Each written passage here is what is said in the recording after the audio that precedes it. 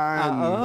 Yan ang hindi na nagagawa ng iba, Nelson, kasi abalang-abala sila sa politika eh. Ay naman. Ang asado ng iba dyan, ano Oo ha? nga. Tapos pag nagbukas ka ng online media, nandyan din po ang talaga namang marami na nakikipag-away dahil sa politika. Tama. Oo, lalo na ngayong papalapit ang eleksyon, di ba? May kanya-kanya silang sinusuportahan eh. Kaya para sa kanila ay lahat ng kalaban nung kanilang sinusuportahan eh mali. Hindi ba? Yan. Ito kasi seasonal lang eh. Ano ha? May every 3 years lang ito, sinasamantala. Kasi pag natapos ang politika, bababa uli yan. Oo. Naalala mo nakaraang campaign BBM Sara? Magkasama sila? Yan, oo. Ang daming mga political vloggers ang kumita dyan. Yes. Oo. Meron nga ako isang political vlogger na sikat sa OFW. Ngayon, hindi ko na nakikita eh. Wala na. Wala na. Nakawala na. Bakit ko kaya? Well, hindi ko lang alam. Tapos na siguro kanyang obligasyon. Kontrata. Oo nga. Ganun Di ba? ba? Dati, sikat na sikat yan. Oo. Nasa, lumabalita kay Thinking Pinoy ngayon, ano? Yun nga lang, ano? Oo. Parang biglang nawalang, parang bula. Hindi, Ano? ako curious lang. Wala akong masamang ibig sabihin. Ano?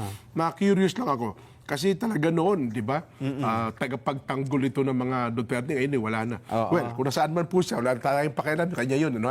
Diskarte niya yan. Pero ngayon, nabubuhay na naman ang iba't ibang mga political vloggers. Yan. Ang problema, Jen, may ilang mga vlogger ang matindi kung mag-komentaryo. No? Hindi na matindi na ang ibig sabihin ni heavy. Ang heavy kasi dyan, talagang pagka nagbitaw ka ng komentaryo, malaman. Ayun. Ibig sabihin yung taong bayan, talagang nakikinabang. Oo. Ang problema sa iba, butot balat yung komentaryo. Dinadaan na sa pasigaw-sigaw. Dati sikat yan, yung mga komentarista. Oo. Diba? Kasi wala pa vloggers dati eh. Yes. Nagba-block time sa isang istasyon ng radyo. Oo. Pag tiningnan mo yung kanyang content, wala namang laman eh. Oo nga. Pero pinanonood siya ng marami kasi lakas magmura nito. Ang galing nito. Tsaka lahat ng tao binabatikos kay opisyal ng gobyerno, pulis, general, lahat binabatikos. Yun nga. Ngayon nauso na ang vlog. Nako. Yun na, nalipat na doon. Eh, ang problema dyan, yung iba ay na tinatamaan. Ang sabi kaagad, naku po, mga tagapagpakalat ng fake news ito. Ha? Yung mga nagbablog, tapos kung ano-anong sinasabing hindi totoo, mga fake news kayo. Ayan. Kaya ho ang... Kasi dati na, may singit ko lang bago mo tuluyan. Oo. May istasyon ng radyo dati eh. Oo. Ang irereklamo ka sa may-ari ng istasyon ng radyo. Oo. Di ba? Yes. Ididemanda yung may-ari ng istasyon ng radyo. Alam mo, ikaw may-ari ng istasyon ng radyo. Ako, talent mo. Dinimanda tayo ni ganito. Medyo relax ka ng konti. Huwag mo nang batikos ng batikusin yan. Oo. Pero ngayon, dahil sa vlog, YouTube, Facebook, live, kahit demanda mo, Nelson, tuloy-tuloy yung broadcast eh. Oo nga. Wala kasi silang management o manager Na magpapatigil. na magpapatigil sa kanya. At saka sa ngayon dyan, pagka nag-vlog ka, ayun nga, unang-una kahit sino eh, di ba? Totoo. At yung iba ay hindi alam ang parameters, yung pamantayan. Yun. Kung kailan ka hihigit dun sa kalayaan mo ng pagsasalita. Yung iba ay sinasadya talaga. Pero meron na ata ngayon, kung di ako nagkakamali, doon sa araw, kausap ko si Kuya Benny Antiporda, meron nang binuo ang mga vloggers ngayon, Nelson. Although wala pa tayong batas, wala pang reglamento, Yes. ay gagawa ata sila ng parang asosasyon na sila ay binabakuran na kanila mga rules and regulation. Parang yung regulation. Yun, mga ganun lamang. Di ba? Tayo kasi sa KBP, di ba? Dati, hindi na tayo miyembro ngayon ng KBP, pero meron tayong istasyon ng radyo, meron tayong prangkisa, meron tayong dapat susundin ng mga etiketa. Yun. Pero, well, in fairness po sa ibang mga vloggers, meron naman ako nakikita mga vloggers na talagang kung mag-vlog at mag-komento, Nelson, Alam kung gagawin. alam naman, tsaka pakikinabangan mo. Ako, nanonood din ako ng mga pag-vlog sa kanila. Ang totoo nga dyan, ang iba, pinasasalamatan tayo, Nelson. Yes. Lagi tayo minomonitor. At sabi nila, salamat na marami sa ating content na papakinabangan. Ang tawag naman nila doon, reaction. Yes. Diba? Nagre-react sila sa mga content natin dito po sa traditional media. Uh-uh. Ako, sana wag magkaroon ng gap, ano? Kasi para bagang ang iba, Nason, nagkakaroon ng gap sa pagitan ng vloggers at saka ng traditional media. Sana wag po. Wala namang ito eh.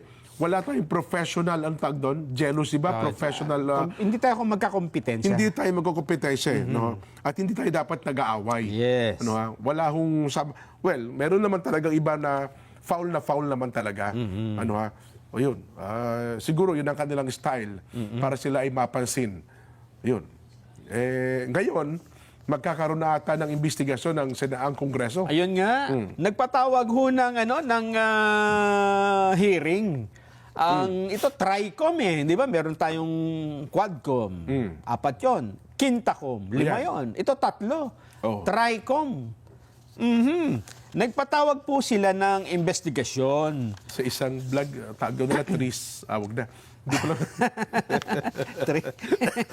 Three Stooges. Natawa ko sa kayong title. Eh. 4 na po, 40 social media personality. Ibig sabihin, mga vlogger ito. Yes. Ipinapatawag ko dyan sa hearing ng House Tri-Committee. Ang dami. Paano yan makakausap lahat ito? Ibig sabihin, ang tagal na usapan to. Kung bibigyan mo ng 5 minuto bawat isa, 4 na po yan. Oo. Malamang maghihiring yan. Oo. So, hindi lang isang beses lang ito. Yes. Iimbestigahan ho ng House Committee on, ito yung 3 komite. Oo. Kasi TRICOM sila. Una, Committee on Public Order and Safety. Okay. Ibig sabihin kailangan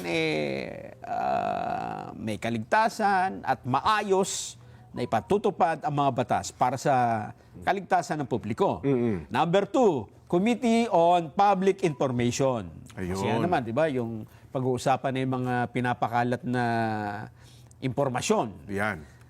At yung pangatlong committee, Committee on Information and Communications Technology. Okay. Ang iimbestigahan ay yung lumalaganap na fake news at disinformation. At ang mangunguna dito, wala pong iba, kundi bagong-bago. Ba? Sino yan? Bagong ligo. Laguna Congressman Dan Fernandez. Nako. Oo. Siya po ang tatalakay, manguna sa pagdinig kung paano kumakalat ang disinformation online. Ako, sana maging parehas sa dyan, no? Sa tingin ko naman. Ganon? Oo, Kasi marami ito sama na loob sa vlogger, eh.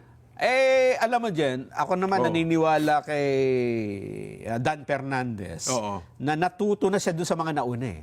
Ganon. Kasi kaya naman siya na ganun nung iba, meron sigurong pinagbatayan sa mga nauna nilang aktwasyon. Di ba?